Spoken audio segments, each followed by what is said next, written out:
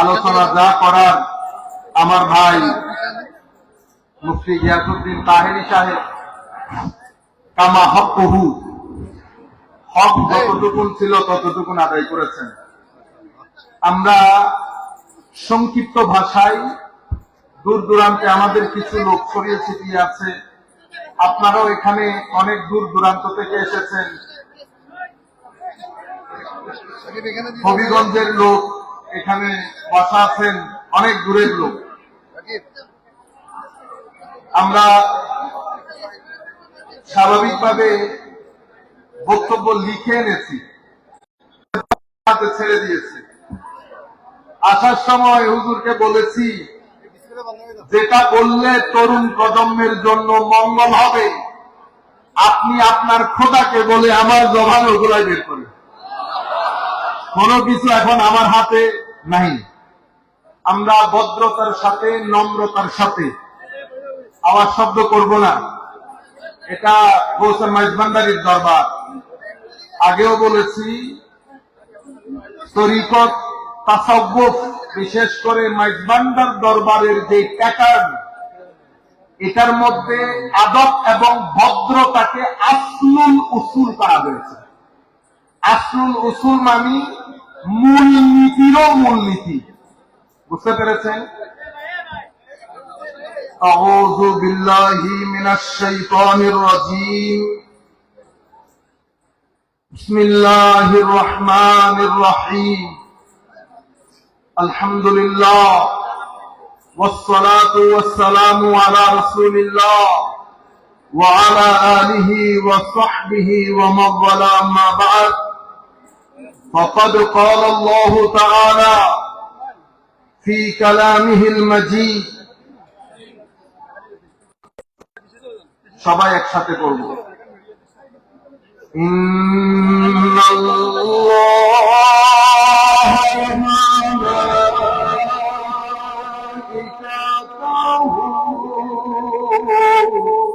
ইউসাল্লুনা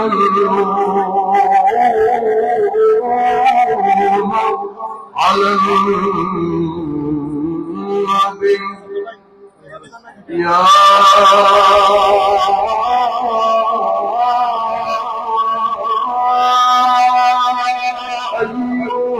আইয়ুহাল্লাযীনা আমানু সাল্লু আলাইহি ওয়া সাল্লিমু تسليما صلاة يا رسول الله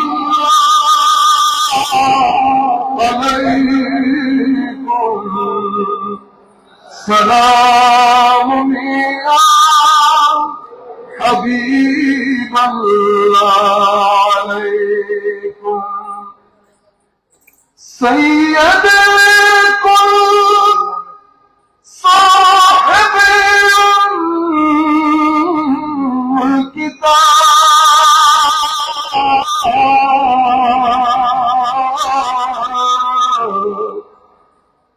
بردگی بر زمینش بے حجاب صلاة یا رسول اللہ علیکم سلام یا حبیب اللہ علیکم در دل مسلم مقام مصطفیٰ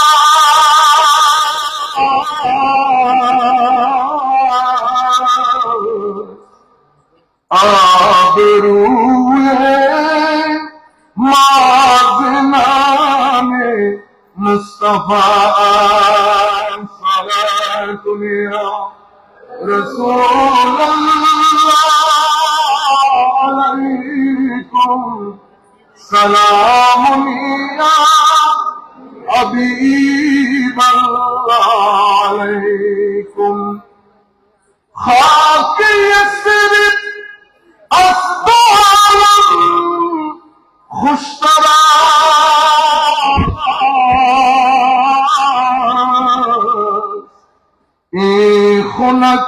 शहरी के आजा दिलबरास सलातुया रसूल अल्लाह अलैकुम सलामुया हबीब अल्लाह अलैकुम।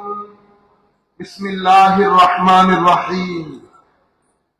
इन्नल्लाह यअमुरु बिल अदल वल इहसान व ईताइ जिल कुर्बा व यनहा अनिल फहशाइ वल मुनकर वल बग़य यईदुकुम लअल्लकुम तज़क्करून। सदक़ल्लाहु मौलाना अज़ीम व सदक़ रसूलुहुन नबियुल हबीबुल करीम व नहनु अला ज़ालिका लमिनश शाहिदीन व शाकिरीन। रब्बि सल्लि व सल्लिम व बारिक अलैहि। আহলে বাইত রাসূল সাল্লাল্লাহু আলাইহি ওয়াসাল্লাম স্মরণে আয়োজিত আজকের এই আজিমুশ-শান মাহফিলে সম্মানিত সদরে মজলিস এবং আজকের এই মাহফিলের অন্যতম প্রধান রৌনক দুজন সাহেবজাদায়ে ডক্টর সৈয়দ দিদারুল হক মেজবান্ডারি কিবলা কাবা, আপনারা যারা অসংখ্য উলামায়ে কেরাম এখানে উপস্থিত আছেন, আমাদের অত্যন্ত শ্রদ্ধাভাজন, আমি অসম্ভব সম্মানিত বোধ করছি। হুজুর বসে আছেন, আল্লামা সাদিকুর রহমান হাশিমি সাহেব হুজুর কেবলা, সাথে আমাদের শ্রদ্ধাভাজন হুজুরও বসা আছেন। আমরা সম্মানিত বোধ করছি এবং আমরা সশ্রদ্ধ সালাম জানাচ্ছি দুজনকেই। সাথে স্টেজে উপবিষ্ট সম্মানিত উলামায়ে কেরাম এবং বিভিন্ন দরবারের সম্মানিত রিপ্রেজেন্টেটিভ, স্পেশালি আপনারা যারা দূর দূরান্ত থেকে এসেছেন, বিশেষ করে আমাকে মহব্বত দেখিয়ে চট্টগ্রামের বাইরে হবিগঞ্জ, মাধবপুর, কুমিল্লা বিভিন্ন জায়গা থেকে আপনারা যারা এসেছেন, অনলাইনের মাধ্যমে আমি জানি অসংখ্য মানুষ দূর দূরান্ত থেকে আমাদের সাথে যুক্ত হয়েছেন।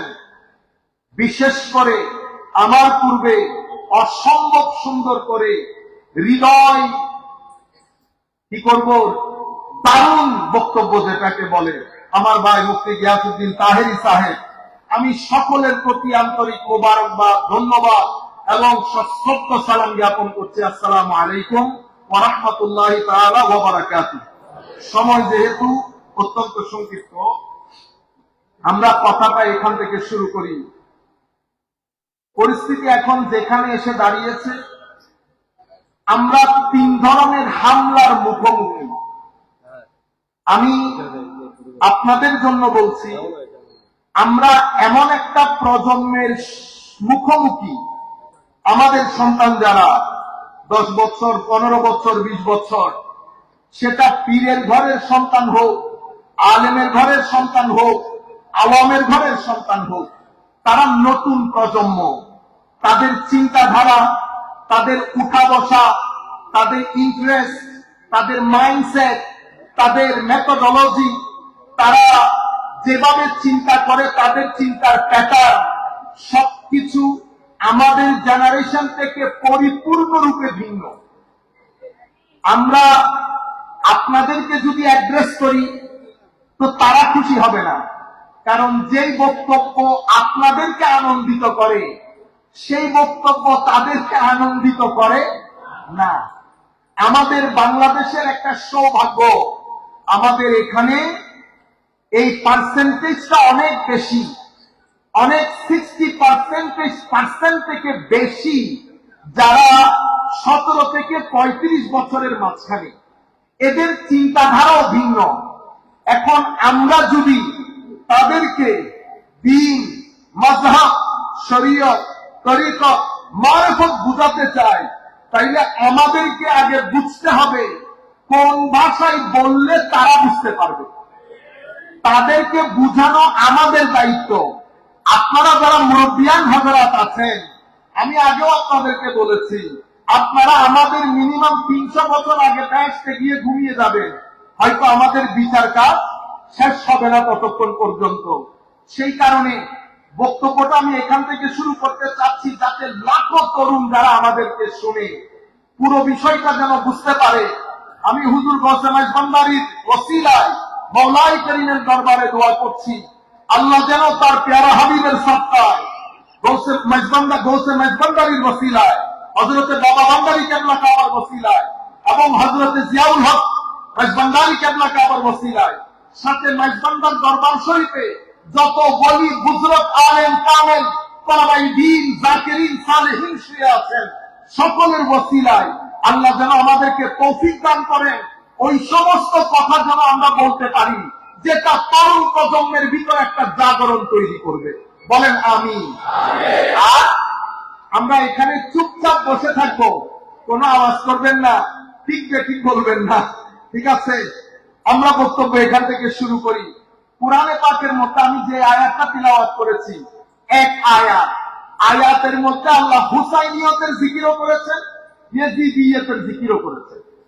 একই আয়াত, এত কম্প্রিহেন্সিভ আয়াত, আয়াতের দুটি অংশের মধ্যে আমার আল্লাহ হুসাইনিয়তকে বুঝিয়েছেন, হুসাইনিয়ত কি জিনিস, ইয়েজিদিয়তকেও বুঝিয়েছেন ইয়েজিদিয়ত কি জিনিস।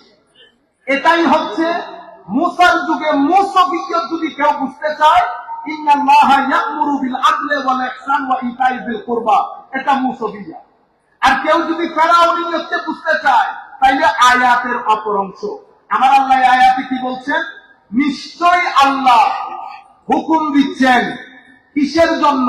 বিল আদল, ব্যালেন্সের জন্য। আমরা ব্যালেন্স হারাইতে পারবো না, আদালত যেটাকে বলে। এরপরে কি বলেছে? ইহসান। ইহসান মানে কেউ আমার ভালো করুক মন্দ করুক এটা আমার দেখার বিষয় না, আমার দেখা বিষয় সর্ব অবস্থায় আপনার মঙ্গল কামনা করা। ইমাম হুসাইনকে যারা শহীদ করেছেন এবং গ্রুপে লানাতুল্লাহ আলাইহি, যাদের উপর আল্লাহ লানত করুক আমরা বলি, সেই ধরনের কম্বক গুস্তাখরা যখন মুখতার সাকাফির দৌড়াদৌড়ি পড়ে গেছে, এমন লোক হযরতে জয়নাল আবেদিনের ঘরে এসেছে, মুখের মধ্যে ঘোমটা দিয়ে সে চেষ্টা করছে নিজের চেহারা ঢাকার জন্য। হযরত আলী জয়নাল আবেদিনের অবস্থা পরিবর্তন হয়ে গিয়েছিল কারবালার পরে, নিজের চোখে সবকিছু অবলোকন করেছে, কথাবার্তা বন্ধ করে দিয়েছে। একটা সময় এসেছে কাবা শরীফের পাশে নিজের মাথার উপরে শল দিয়ে, যেটাকে আপনারা শাল বলেন, সেই এশারের নামাজের পর থেকে আল্লাহ দরবারে ফরিয়াদ করছে, আল্লাহ পৃথিবীতে যত পানি তার চেয়ে আমার গুনাহ বেশি। আল্লাহ পৃথিবীতে তুমি যত গাছ বানিয়েছ তার চেয়ে আমার গুনাহ বেশি। আল্লাহ পৃথিবীতে যত খালি জায়গা পড়ে আছে তার চেয়ে আমার গুনাহ বেশি। তিনি এভাবে আল্লাহর দরবারে ফরিয়াদ করছেন। আর সেই কারবালার স্মৃতিকে অন্তরে ধারণ করে গগন বিদায় আওয়াজে ক্রন্দন করছিলেন। পাশে একটা বাবা বসা, উনি আল্লাহর দরবারে ফরিয়াদ করলেন, আল্লাহ বড় গুনাহগার বাচ্চা হবে, সেই আশারের নামাজের পর থেকে কান্না করছে, মাওলা তাহাজ্জুদের টাইম শেষের দিকে, আল্লাহ তোমার দরবারে ফরিয়াদ করছি, তুমি এই বাচ্চাটাকে মাফ করে দাও আল্লাহ। এটা বলার পরে বাবা ওই বাচ্চার সামনে গেলেন, যেহেতু শল দিয়ে ঢাকা, দেখছেন না উনি আসলে কে। বলছেন, বাবা অনেক গুনাহগার মানুষ হবে, সেই আশারের পর থেকে কান্নাকাটি করছো, হয়েছে অনেক, আল্লাহ মাফ করে দিবেন, আমার আল্লাহ ক্ষমাশীল, আমার আল্লাহ দয়াশীল। এটা বলে বলছে, বাবা চেহারা থেকে শালটাকে একটু উঠাও, আমি দেখি তুমি কোন বাড়ির বাচ্চা। শাল তুলাতে বাবা হু করে আওয়াজ করে বেহুশ হয়ে পড়ে গেলেন। অতঃপর তাকে পানি দিয়ে হুঁশানো হলো। তখন আল্লাহর দরবারে বললেন, আল্লাহ এই ইমামদের যদি এই শান হয়, অর্থাৎ হুঁশে আসার পরে উনি দেখলেন উনি আর কেউ না, হযরতে আলী জয়নুল আবেদিন রাদিয়াল্লাহু তাআলা আনহু। এই আলী জয়নুল আবেদিনকে দেখে আবার আল্লাহর দরবারে হাত তুললেন, আল্লাহ এই ইমামদের শান যদি এই হয় তো আমরা কোন পথে গিয়ে দাঁড়াবো মাওলা। এটা হযরত ইমাম জাফর সাদিক রাদিয়াল্লাহু তাআলা আনহু হযরত সাহাল তুস্তারিকে বলেছেন, সাহাল তুমি আমার জন্য একটু দোয়া করিও। হায় হায়, এটাকে বলে মাকামে আব্দিয়ত। মাকামে আব্দিয়ত মানে আমি আল্লাহর বান্দা, আল্লাহর দাস। আব্দিয়ত মানে আমার মালিক যেভাবে চান সেভাবে জীবনকে অতিবাহিত করা। সুফিয়ায়ে কেরাম এটার এক্সাম্পল দিচ্ছেন কিরকম, এগুলো বলতেও ভয় করে। কেন?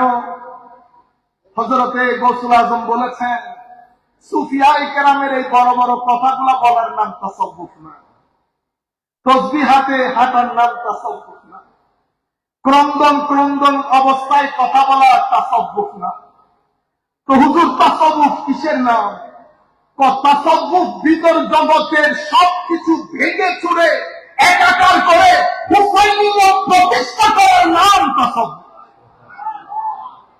সম্মানিত উপস্থিতি, সুফিয়ায়ে কেরাম বলছেন আপনি যখন মৃত ব্যক্তিকে গোসল দেন, মৃত ব্যক্তির কোনো পছন্দ অপছন্দ থাকে না। আপনি হাত তুলছেন, হাত নামাচ্ছেন, পা তুলছেন, পা নামাচ্ছেন, উনি কোন লাইকিং ডিসলাইকিং শেয়ার করতে পারছেন না আপনার সাথে। তো আব্দ কাকে বলে? তো আব্দ হচ্ছে সেই ব্যক্তি যাকে আমার আল্লাহ যেভাবে রাখেন, যে অবস্থায় রাখেন, প্রত্যেকটা অবস্থায় আল্লাহর দরবারে একটা মুস্কি হাসি দিয়ে বলেন আলহামদুলিল্লাহ।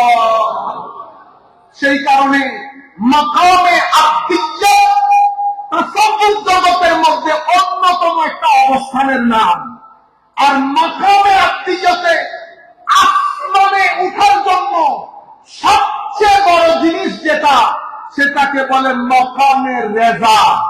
মাকামে রেজা মানে আল্লাহ যে অবস্থায় রাখেন, আমি আপনাকে শুরুতেই বলে দিচ্ছি আলহামদুলিল্লাহ। তাহলে মাকামে রেজা, মাকামে রেজা মানে আমি আপনার সমস্ত হুকুমের উপর আমি রাজি মাওলা।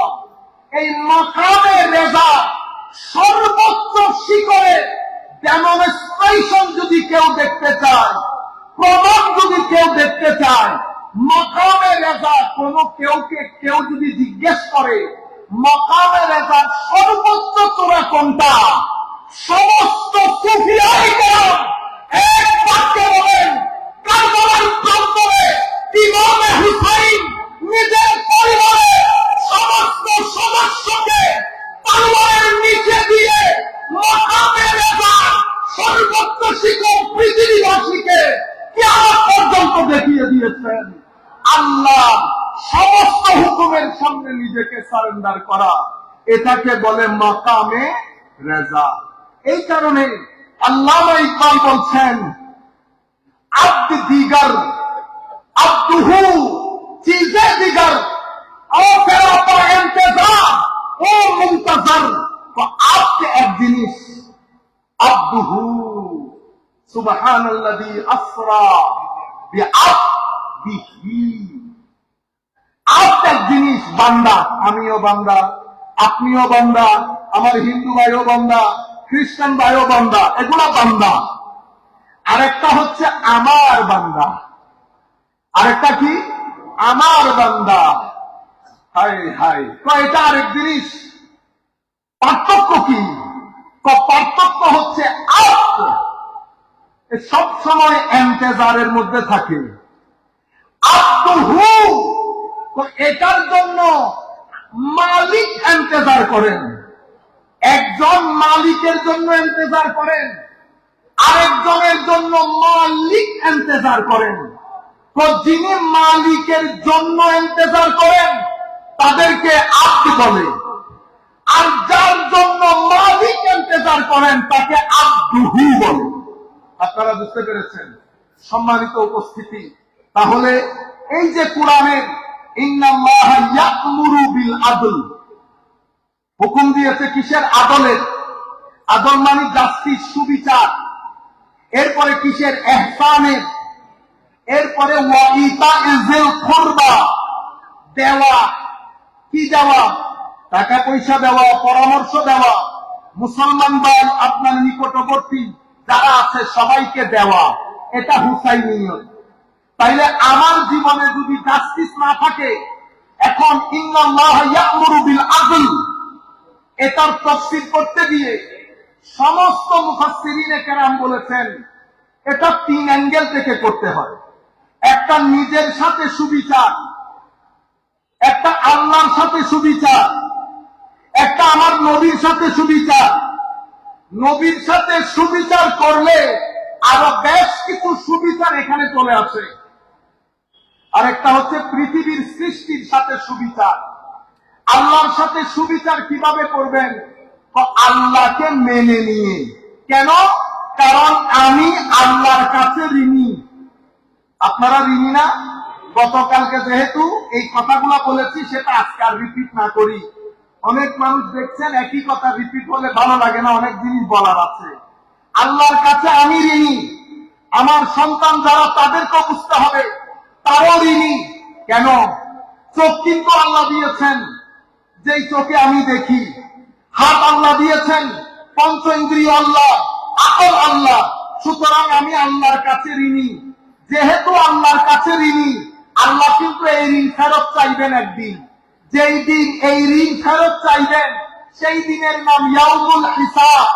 ইয়াউমুল হিসাব মানে ডে অফ অ্যাকাউন্টেবিলিটি, মানে হিসাব নিকাশের দিন।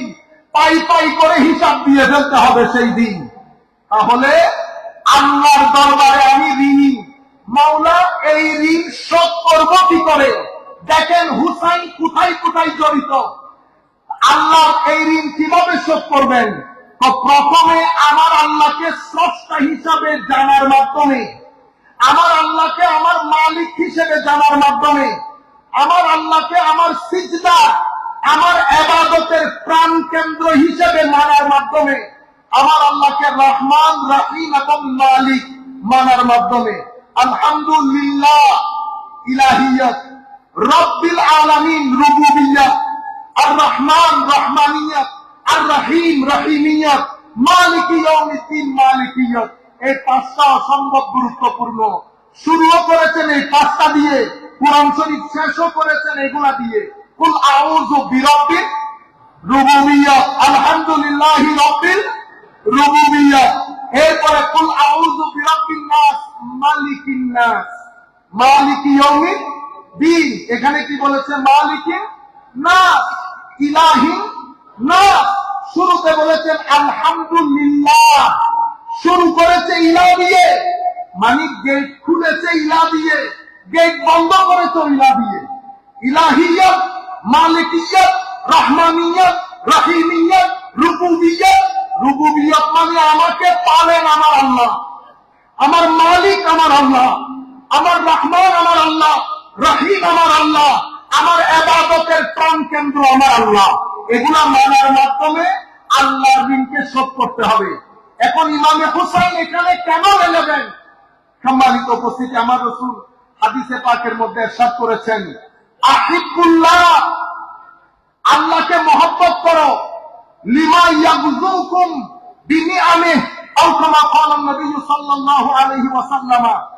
যেহেতু আপনাকে আল্লাহ আল্লাহর নিয়ামতের মধ্যে কি করেছেন? ডুবিয়ে রেখেছেন। সেই কারণে আল্লাহকে মহব্বত করবেন। আর আল্লাহর মহব্বত পরিপূর্ণ হবে না যতক্ষণ তুমি আমাকে মহব্বত না করবে। তাহলে আল্লাহর ঋণ আদায় করার জন্য আমার নবীর মহব্বত শর্ত।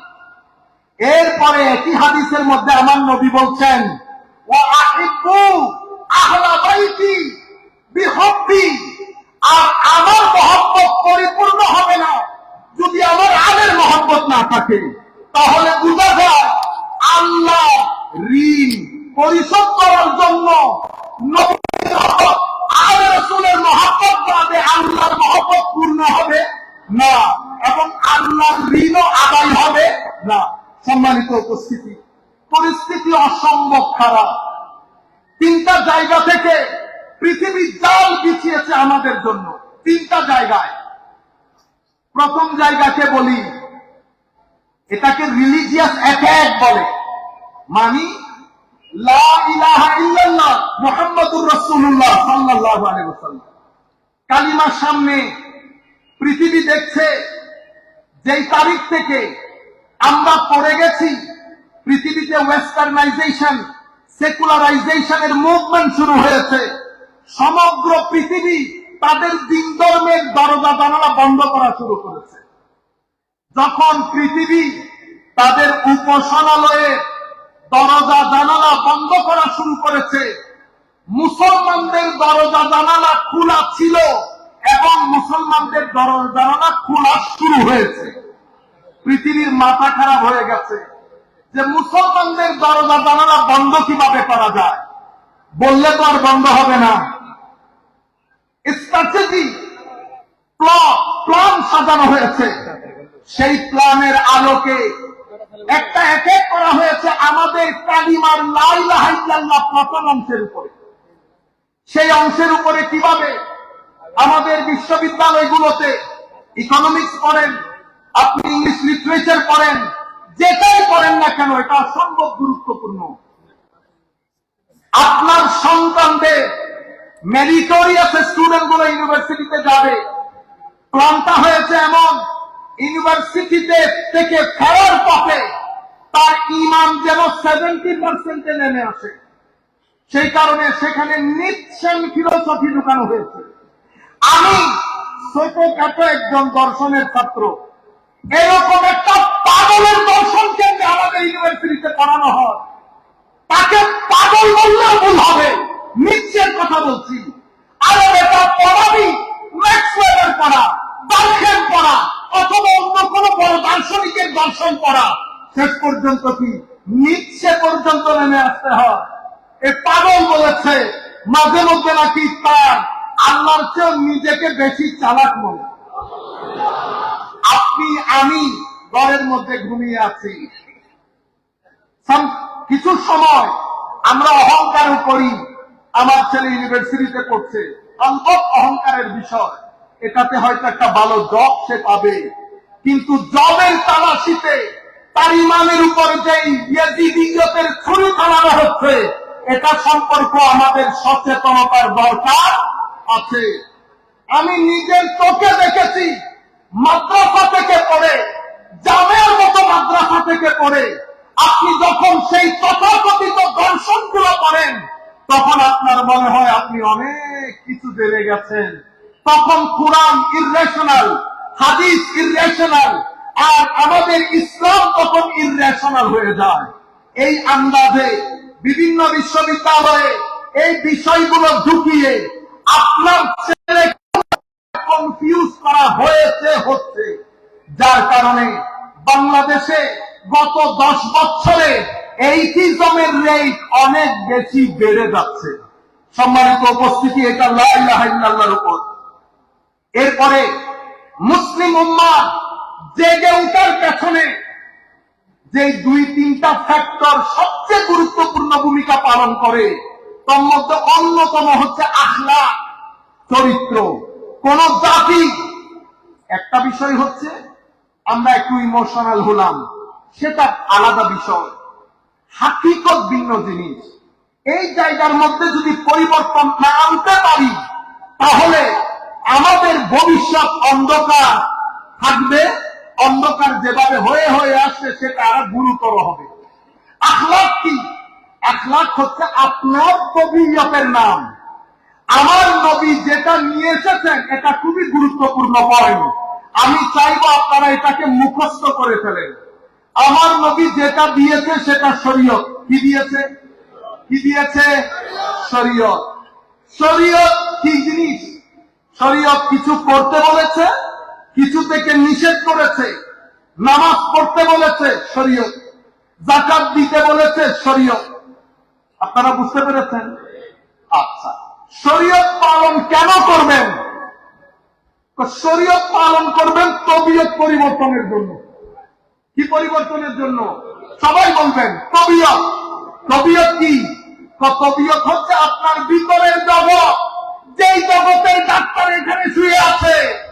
শরীয়ত যিনি পড়ান উনি মুফতি। শরীয়তের মাধ্যমে তবিয়ত যিনি পরিবর্তন করেন উনি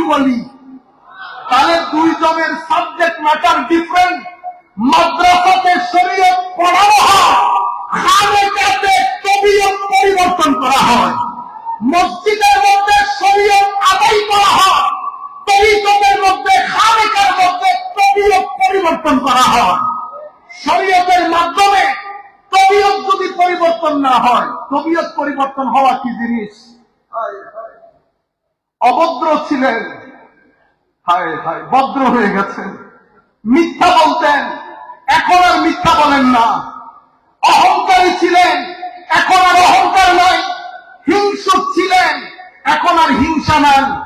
বখিল ছিলেন, কৃপণ ছিলেন, এখন উদার হয়ে গেছেন। এই যে চরিত্রের মধ্যে পরিবর্তন, আরো যদি আপনাদেরকে খুলে বলি, এটা গতকালকেও বলেছি, পৃথিবী ভালো আর মন্দের সংমিশ্রণ। মোবাইলের মধ্যে ভালো জিনিসও আছে, মন্দ জিনিসও আছে। আপনি যেখানেই যান, পৃথিবী ভালো আর মন্দের সংমিশ্রণ। আপনার তবিয়তের মধ্যে দুটি ডিভাইস দেওয়া হয়েছে। একটা ভালো জিনিসের এনার্জি গ্রহণ করে, এটা কলব বাতেন। আরেকটা মন্দ জিনিসের নেগেটিভ এনার্জি ধারণ করে, এটা নফস। আপনারা বুঝতে পেরেছেন? তাইলে তবিয়ত পরিবর্তন মানে কি? তবিয়ত পরিবর্তন মানে হচ্ছে নফস থেকে নেগেটিভ এনার্জি বের করে কলব বাতেনের যে পজিটিভ এনার্জি, এটাকে ধারণ করে রাখার নাম তবিয়ত পরিবর্তন হওয়া। আর যদি আজকে মাহফিলের রেলেভেন্স অনুযায়ী বলি, তাইলে আপনার ভিতরে একটা হুসাইনিয়ত রাখা হয়েছে, আর একটা ইয়েজিদিয়ত রাখা হয়েছে। হুসাইনিয়ত কলমের নাম, হুসাইনিয়ত রূহের নাম, ইয়েজিদিয়ত নফসের নাম, ইয়েজিদিয়ত মিথ্যা বলার নাম, ইয়েজিদিয়ত অহংকারের নাম, ইয়েজিদিয়ত হিংসার নাম, ইয়েজিদিয়ত জুলুমের নাম, ইয়েজিদিয়ত রিশওয়াত নেওয়ার নাম, ইয়েজিদিয়ত রেপের নাম, ইয়েজিদিয়ত মানুষ পুড়ে মারার নাম, ইয়েজিদিয়ত মাজার পুড়িয়ে দেওয়ার নাম, ইয়েজিদিয়ত হযরতে ফারুকী সাহেবকে জবাই করে দেওয়ার নাম। সব ইয়েজিদিয়ত আপনার ভিতরে আছে। আরেকটা জায়গা হুসাইনিয়ত, এটা হচ্ছে নূর কলব বাতেন, যেটা আপনার ভিতরে রাখা হয়েছে। হুসাইনিয়ত চায় আপনাকে কুরবতে ইলাহির দিকে নিয়ে যেতে, ইয়াজিদিয়ত চায় আপনাকে শয়তানের দিকে নিয়ে যেতে। আজীব এক জিহাদ মানুষের ভিতরে চলতে থাকে, কখনো হুসাইনিয়ত, কখনো ইয়াজিদিয়ত। তবিয়ত পরিবর্তন মানে কি? তবিয়ত পরিবর্তন মানি আমার নবীর গাইডলাইন নিয়ে কোরআনের পানি, সুন্নতের পানি, আসহাবে রাসূলের মহব্বতের পানি, সর্বসাকুল্যে আলে রাসূলের মহব্বতে পানা হয়ে গিয়ে ওই পানি দিয়ে কলব বাতেনকে ধৌত করার নাম তবিয়ত পরিবর্তন হওয়া।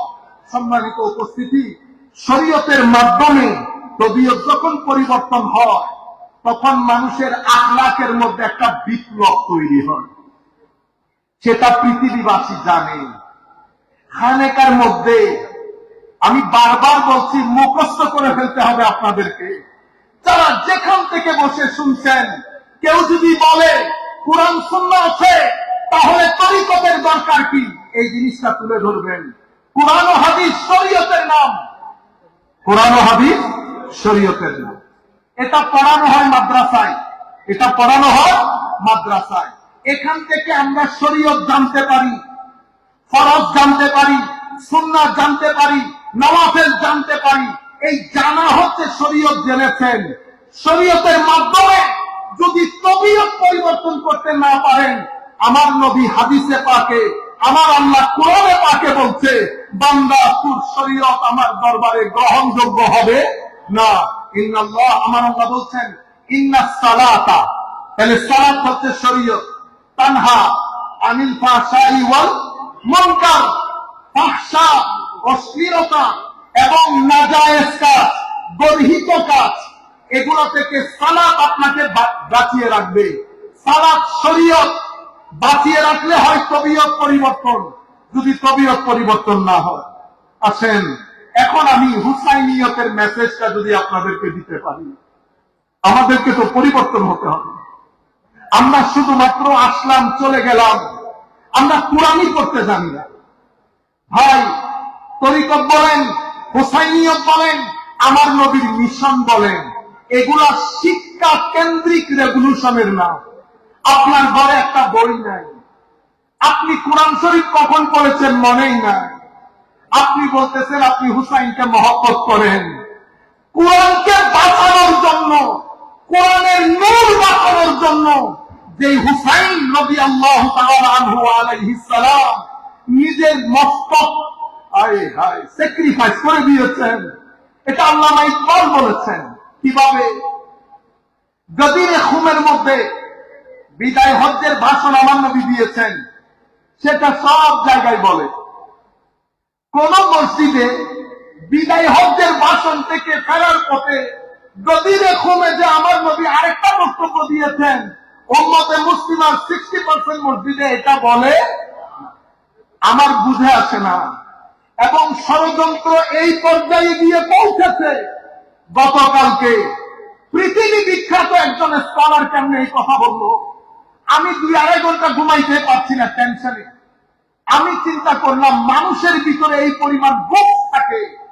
উনি বলছেন হাদিসুস সাকালাইন যেটা গদিরে খুমের মধ্যে নবী দিয়েছেন, সেটার মধ্যে শুধু আজওয়াজে মুস্তাফা শামিল, আর রাসূলের অন্য সদস্যরা সেটাতে বলে অন্তর্ভুক্ত ছিল না।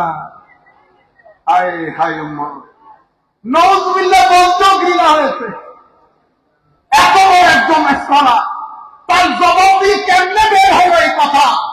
রুমে জমিনের মধ্যে যতগুলো আমি এই কথা বলার পরে আমার কাছে এই মোবাইলের মধ্যে মিনিমাম 10-15টা তাফসীরের কিতাব আছে। আমি প্রত্যেকটা তাফসীর পড়েছি শুধু দেখার জন্য কেউ এই কথার উপর জোর দিয়েছে কিনা। কোন মুফাসসির রিওয়ায়াতগুলো এনেছে, আর ইমাম রাজি তো সমুদ্র বইয়ে দিয়েছে। ইমাম রাজি বলেছে ইন্নামা ইউরিদুল্লাহু লিইউযহিবা আনকুমুর রিজসা আহলাল বাইত ওয়া ইউতাহহিরাকুম তাতহীরা। তো এই আয়াত থেকে খারিজিরা শুধুমাত্র আজওয়াজে রাসূলকে বলে, এখানে শুধু আজওয়াজে রাসূলের কথা বলা হয়েছে, মানে আমার নবীর স্ত্রীগণের কথা বলা হয়েছে, এটার জন্যই নাযিল হয়েছে। কিন্তু প্রত্যেক আয়াতের মধ্যে ইয়া আইয়ুহান নবী, ইয়া আইয়ুহান নবী, আয়াতের মধ্যে ইয়া আইয়ুহান নবী বলে আমার আল্লাহ নবীর স্ত্রীগণকে অ্যাড্রেস করেছেন, করে বলেছেন আপনি এদেরকে জিজ্ঞেস করেন ইনারা কি দুনিয়া চাই কিনা। যদি দুনিয়া চায় তাহলে আযাবের জন্য প্রস্তুতি নিতে হবে, আর আমি আখিরাতে যা কিছু রেখেছি সাধারণ মুসলমানকে যদি 1 ডাবল দেয়, এদেরকে আমি 2 ডাবল দিব। ওয়াইন কুনতুন্না তুরিদনা আল্লাহ ওয়াদ দারাল আখিরা। আপনি দেখেন তুরিদনা কুনতুন্না, এরপরে বলে ইয়া নিসা আন-নবী, ইয়া নিসা আন-নবী ইন কুনতুন্না। কুন্না এগুলা কার জন্য আসে? মহিলাদের জন্য। ধারাবাহিকভাবে যাচ্ছে, আবার ডাক দিয়েছে ইয়া নিসা আন-নবী লাস্তুন্না কাআহাদিন মিনান নিসা ইনিত্তাকাইতুন্না, আবার কুন্না। হায় হায়, আবার ডাক দিয়েছে ওয়াকাদ ফি বুয়ুতিকুন্না, ওয়ালা তাবাররাজনা তাবাররুজাল জাহিলিয়াতিল উলা ওয়া আকিমনাস সালাহ ওয়া আতিনাজ যাকাত ওয়া আতি'নাল্লাহ ওয়া রাসূলা। সব মহিলাদের, ঠিক না? এতটুকু আপনারা বুঝেছেন। দেখেন মনের রোগ থাকলে সমস্যা কিভাবে হয়। এই আয়াতের মধ্যে যখন আমার আল্লাহ ঢুকেছেন, যেটাকে আয়াতে তফসীর বলে, এই আয়াতের মধ্যে এসে আমার আল্লাহ আয়াতের গ্রামাটিক্যাল প্যাটার্ন পরিবর্তন করে দিয়েছে। এতক্ষণ মহিলার কথা সব মহিলার সিগা দিয়ে বলেছে, যে আয়াতে তফসীরের মধ্যে এসেছে। আয়াতে তফসীর কেমন? ইন্নামা ইউরিদুল্লাহু লিইউযহিবা, বলেন না লিইউযহিবা আনকুম। তো কোন তো পুরুষের জন্য, আমার আল্লাহ তো মহিলাদের কথা বলে বলে আসতেছেন, তো কোন না কম হয়ে গেল কেমনে? আয়াতে আমরা বলি এটাকে সিয়াক, সেবা, লেহা। আয়াতের কনটেক্সট বলছে ইন্নামা ইউরিদুল্লাহু লিইউযহিবা আনকুন্না বলতে, কারণ কথা হচ্ছে আমার নবীর স্ত্রীদের। তো স্ত্রীদের সিগা হচ্ছে, মানে লফজের যে প্যাটার্ন সেটা হচ্ছে কুন্না বলা। আমার আল্লাহ কুন্না না বলে বলেছে কুম। কেন বলেছেন? এখন যদি শুধু স্ত্রী হয় তো কোন এইটিস যদি জিজ্ঞেস করে আপনি যে বলেছেন শুধু স্ত্রী, তো স্ত্রীর জন্য তো কন্যা হওয়ার কথা, এখানে কুম হলো কেমনে? সমস্ত মুফাসসিরিন সাথে ইমাম বাইহাকী রাদিয়াল্লাহু তাআলা আনহু উনি বলছেন, বেটা কুম বলে আমার আল্লাহ এই জায়গার মধ্যে আলে রাসূলের ক্ষেত্রে শুধু আজওয়াজকে শামিল করেন নাই, এখানে কিছু পুরুষদেরকে শামিল করে নিয়েছেন। তো কুম বললে কন্যা শামিল হয়, কন্যা অন্তর্ভুক্ত হয়, কিন্তু কন্যা বললে কুম অন্তর্ভুক্ত হয় না। কুম বলে আমার আল্লাহ মেসেজ দিয়ে দিয়েছেন এ দুনিয়াবাসী, এই কুমের ভিতরে কিছু পুরুষ কিছু মহিলা আছে। আল্লাহ কোন পুরুষদেরই তো আমার নবী হাদিসে পাকের মধ্যে সেটা পরিষ্কার করে দিয়েছে। এই চারজনকে বিশেষ করে সাথে নিয়ে সম্মানিত উপস্থিতি, এই আন্দাজে উম্মতে মুসলিমার উপর ষড়যন্ত্র হচ্ছে। বলতে যেটা চেয়েছিলাম, তৌহিদের উপর কনফিউজ করে দেওয়া হচ্ছে, সেকুলার মাইন্ডেড করে দেওয়া হয়েছে ছেলেদেরকে। আপনি একটা ছেলে দিন রাত এগুলা সব দেখেন সে কিভাবে অতিবাহিত করে। যেই জীবনের তিলাওয়াতে কোরআন নাই, পাঞ্জে গানা নামাজ নাই, জিকরি ইলাহি নাই, দরুদে মুস্তাফা নাই, আপনি কেমনে করে বলবেন সে দিনের মধ্যে আছে? আপনি তাহাজ্জুদ করেন, অবিহা সুন্দর কথা, কিন্তু আমার সন্তান তাহাজ্জুদ দূরের কথা, পাঞ্জে গানা দূরের কথা, জবাব দিন একটার সময় দিয়ে 3টা সিজদা দিয়ে চলে আসেছে। এটা যদি এই প্রজন্মের অবস্থা হয়, 100 বছর পরে যেই প্রজন্ম আসবে তার অবস্থা কোথায় গিয়ে দাঁড়াবে? সুতরাং আমরা যারা দাওয়াতি কাজ করি, আমি বিনয়ের সাথে বলবো, পড়েন, অতঃপর পড়েন, অতঃপর পড়েন, ফিলোসফি পড়েন, দর্শন পড়েন, ছেলেদের মাইন্ডসেট বোঝার চেষ্টা করেন, সাইকোলজি পড়েন। আমি গতকালকেও বলেছি, অর্থনীতিবিদদের দৃষ্টিতে এই সময়টাকে বলে এইজ অফ প্রোডাক্টিভিটি, যেখানে মনোবিজ্ঞানীরা বলছেন এটা হচ্ছে age of anxiety, age of anxiety. অথচ আমরা যে জগতে বসবাস করছি, হুজুর কি যোগাযোগ, এখানে কিছু হয়ে গেলে 2 মিনিটে আমেরিকায় খবর চলে যায়, এটাকে হাইপার কানেক্টিভিটি বলে। অথচ গবেষকরা বলছেন এই প্রজন্ম পৃথিবীর সবচেয়ে একাকী প্রজন্ম, the most loneliest nation in the history. এখন আমরা তাদেরকে রক্ষা করব, কিভাবে রক্ষা করব সেই কথাগুলো আপনাদেরকে কিছুক্ষণের মধ্যে বলে শেষ করে দিচ্ছি।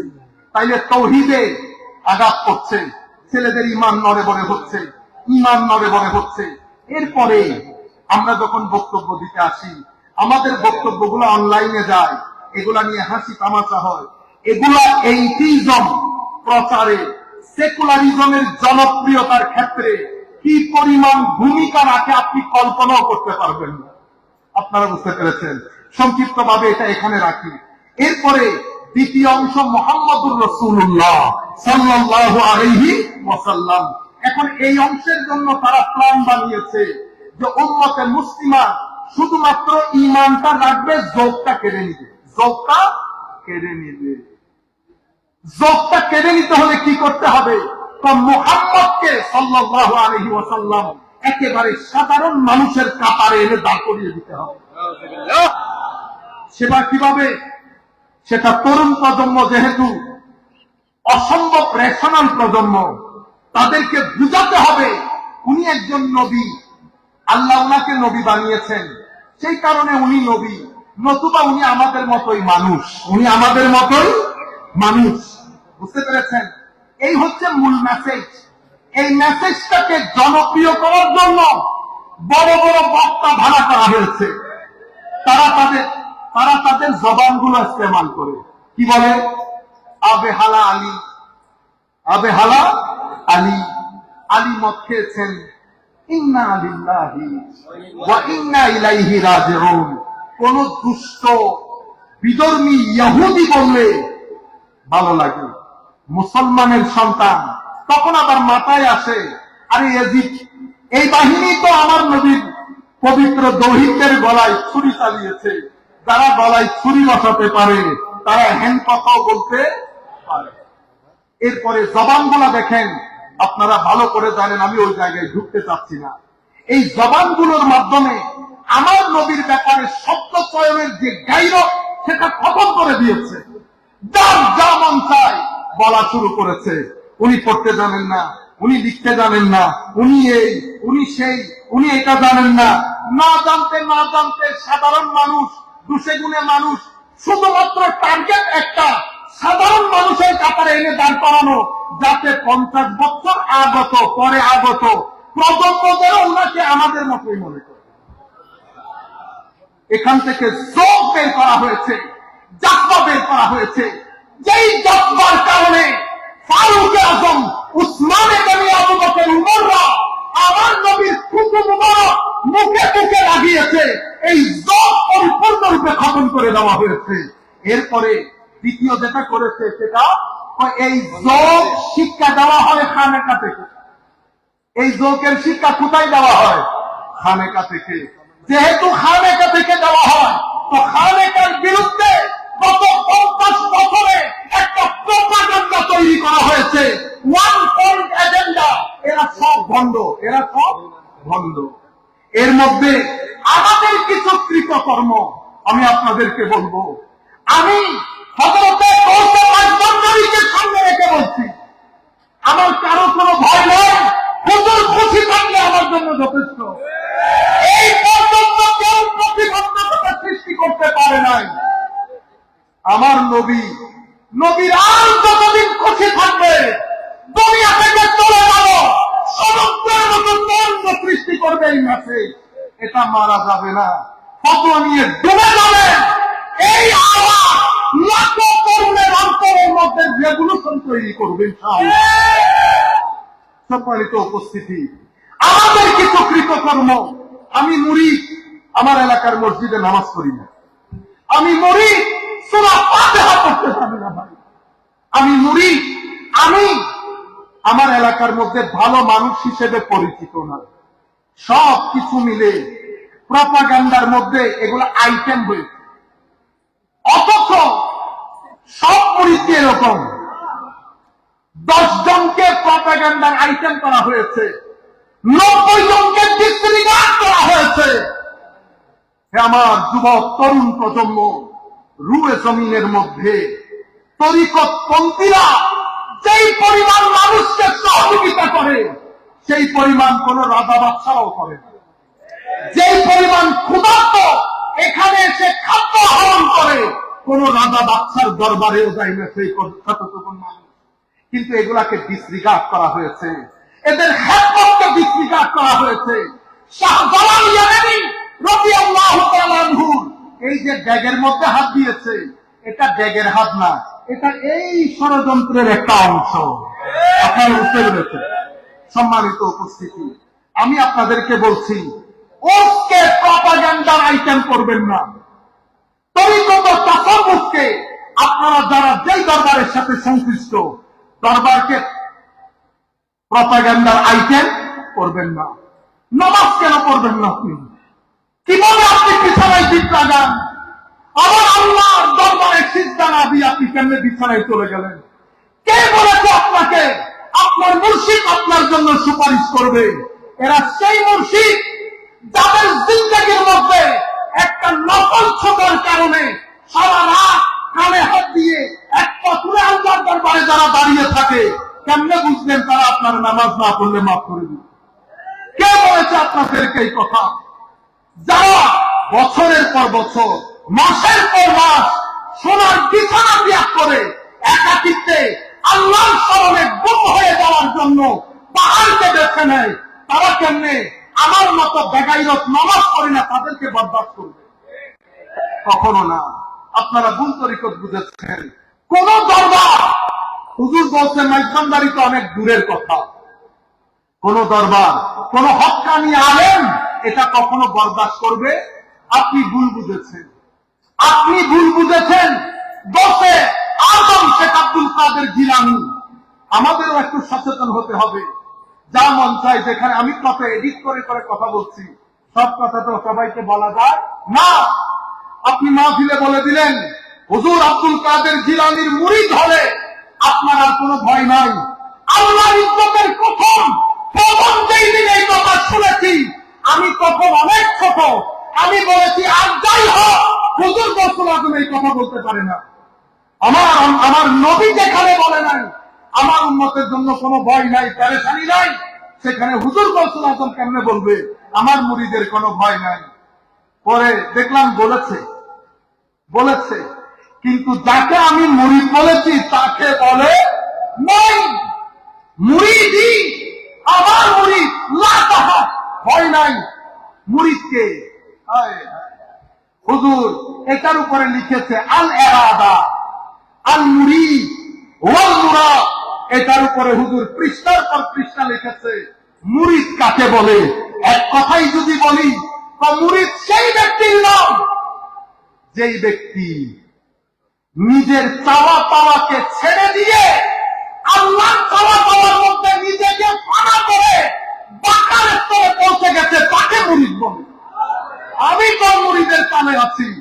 সুতরাং বক্তা আমি নিজেকে বলছি সাবধান হন জবান ইউজ করতে, কারণ আপনার এই বক্তব্যটা রং জায়গায় নিয়ে মানুষকে বোঝানো হয়েছে। হে মানুষ দেখো এদের বক্তব্য, এদের মুরিদের বলে কোনো ভয় নাই।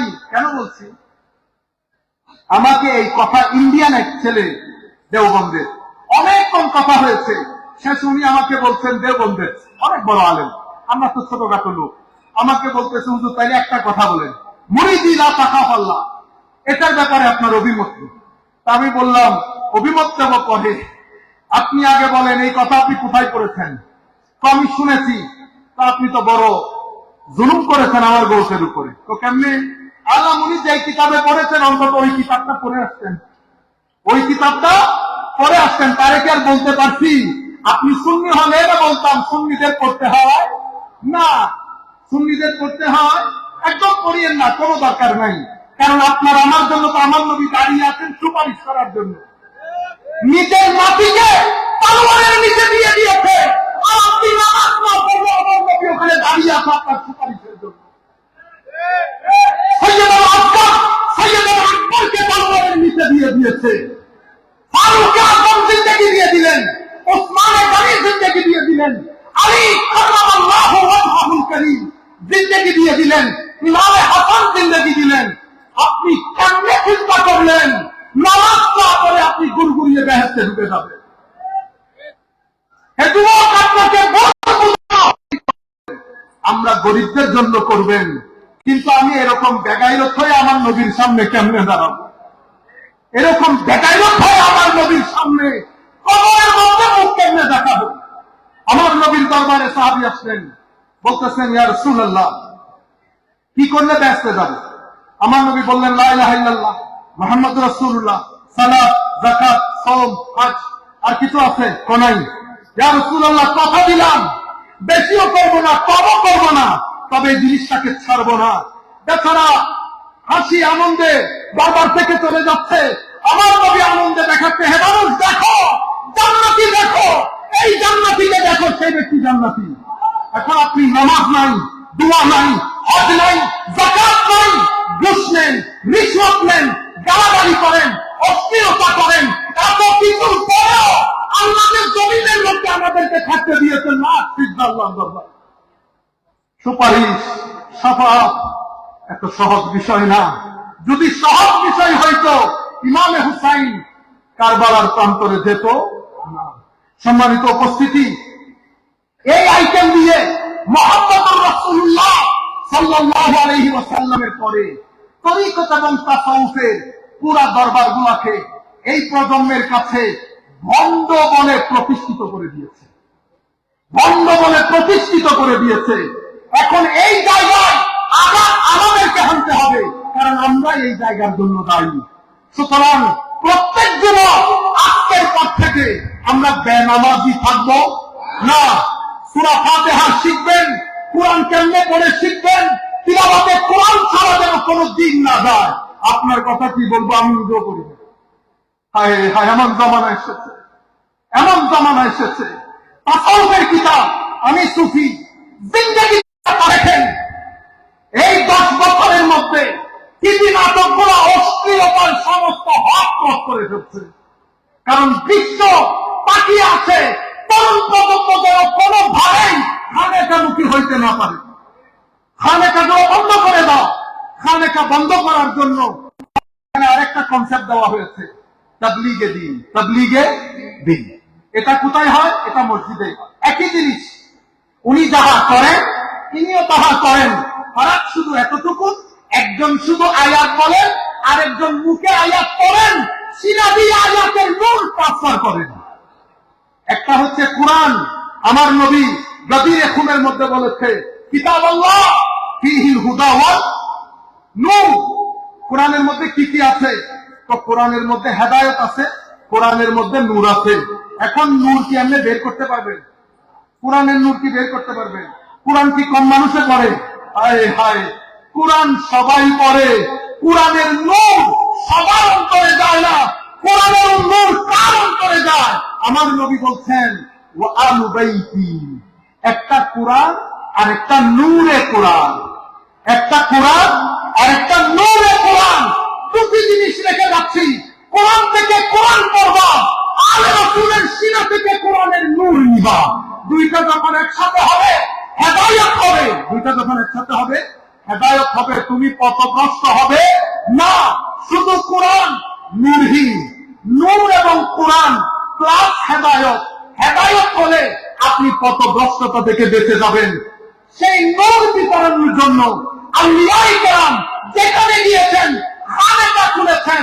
খানেকা হচ্ছে নূরে কোরআন বিতরণকারী, মাদ্রাসা হচ্ছে কোরআন বিতরণকারী। এক জায়গা থেকে কোরআন শিখবেন, আরেক জায়গা থেকে নূর নিবেন। কোরআন এবং নূর যখন একসাথে হবে হুসাইনিয়ত হবে। এটা ছাড়া ইয়াজিদিয়তের দিকে যাবেন। ইয়াজিদিয়তের মধ্যে তিলাওয়াত ছিল, নূর ছিল না। হুসাইনিয়তের ওই তাবুর মধ্যে তিলাওয়াতও ছিল, নূরও ছিল। আল্লাহ রাব্বুল আলামিন আমাদের হামি ও নাসির হোক। 20 মিনিটের জন্য দাঁড়িয়েছিলাম, অনেক সময় চলে গেছে। আর না, আমি এমনিতে 20 মিনিট বলবো খেয়াল করেছি। আমি আমার বক্তব্যগুলো ইনশাআল্লাহ ধারাবাহিকভাবে আপনারা পাবেন। আল্লাহ আমাদের হামি ও নাসির হোক। মাওলাই কারীম আমাদেরকে কবুল করুক। আমরা যে কথাগুলো বলেছি যেন আমরা ধারণ করার চেষ্টা করি। কোরআন পড়বেন, দরুদ পড়বেন, নতুবা মানসিক অশান্তি থেকে বাঁচতে পারবেন না। ওমা আলাইনাল বালাগুল মুবিন। আসসালামু আলাইকুম ওয়া রাহমাতুল্লাহি তাআলা ওয়া বারাকাতুহু।